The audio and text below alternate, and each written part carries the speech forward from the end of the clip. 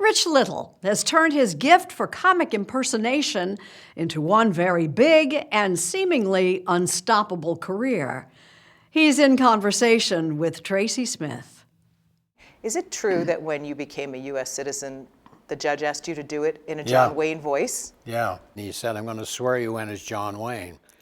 So I got up there and I said, well, mister, I pledge allegiance to the flag of the United States, and don't crowd me. In case you were wondering, Rich Little is alive and well, and on any given night, so are a lot of his old friends. Well, this is George Bush Sr. Okay, gotcha, good. Right now, he's in Vegas, filling the reduced-capacity shows at the Laugh Factory at the Tropicana. But at 82, Rich Little's been in showbiz longer than some of his audience members have been alive.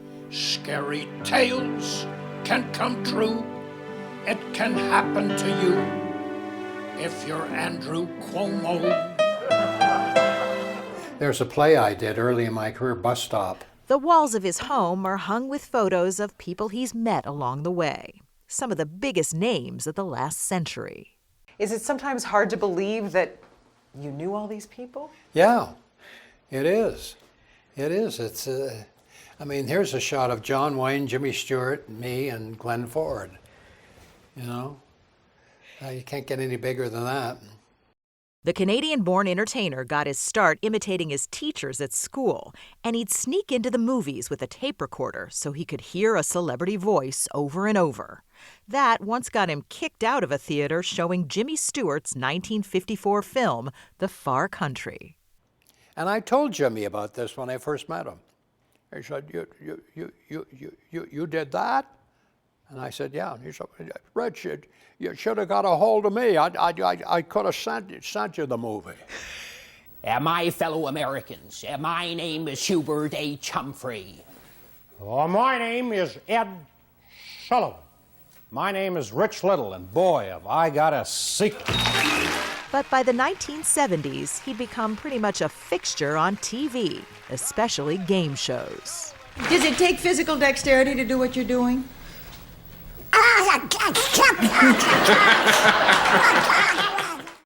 Rich Little's been called Mr. Everybody, but he says he can actually do about 100 voices really well. Can you do voices for everybody on this wall? Well, first of all, there's Katharine Hepburn, you old poop. And then there's Clark Gable. See here, Scarlett. Atlanta's not burning, that's the Braves. They're playing a night game. And Sean Connery of The Hunt for Red October. And Bob Hope right here. And Bing Crosby, ho-ho, the old groaner himself, dear bingo. R.W.C. Fields, yes. My fellow Americans.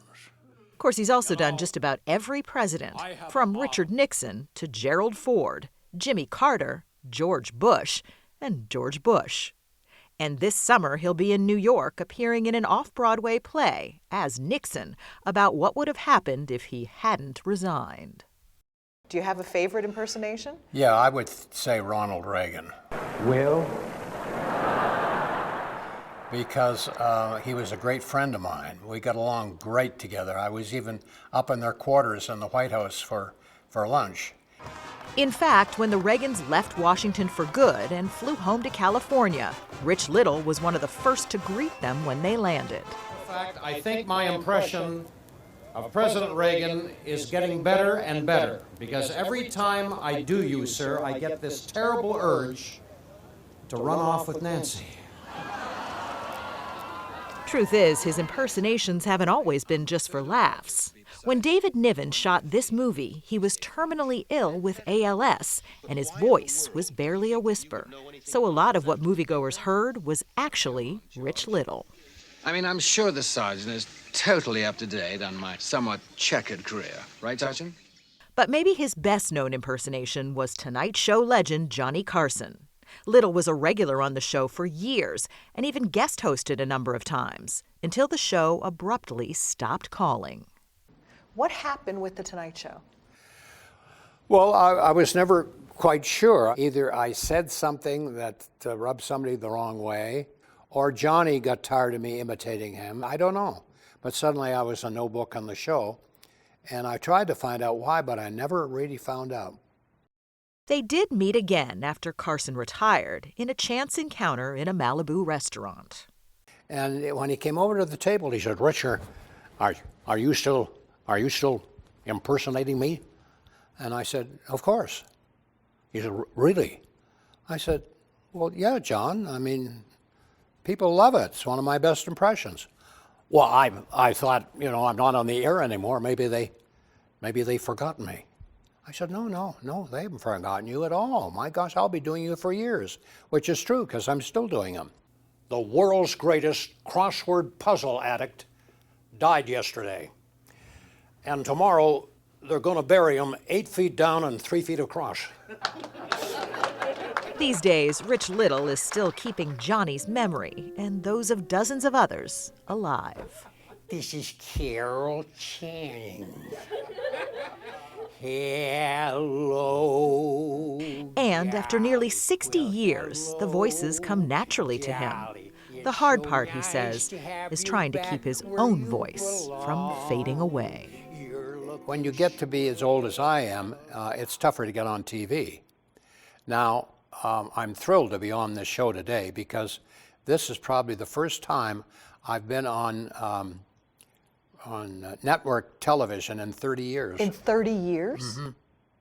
Do you miss it? Yeah, I do. I think what happens is when you get older, people don't really want to book you on a show. Maybe they think you're not funny anymore. I don't know. So this is a big thrill for me. I hope it goes over well. I have no doubt it will. Yeah, that's all, folks.